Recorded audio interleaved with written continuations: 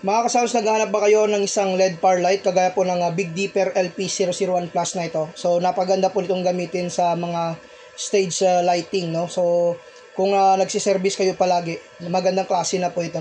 So ito po yung bagong version ng mga Big Dipper na mga LED par. So bali ito po is nasa 60 bulb, kada bulb po niyan is nasa 3 watts.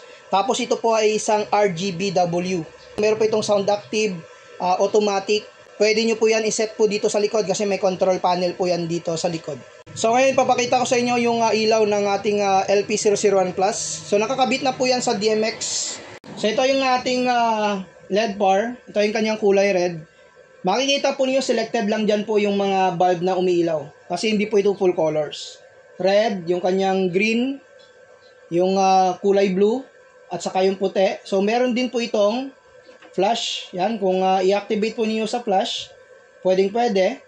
Yan, yung orange, yung pink. Ito po yung max po niya. Ayan. So napakalakas ng LED par light na ito. Pwede nyo rin ditong i-activate yung kanyang mga changing colors. So yun nga yung test po natin dito sa ating LP001 Plus na LED par na ito. Kung gusto niyo mag-avail ng ganitong klaseng pailaw, pakiclick lamang yung ating yellow basket.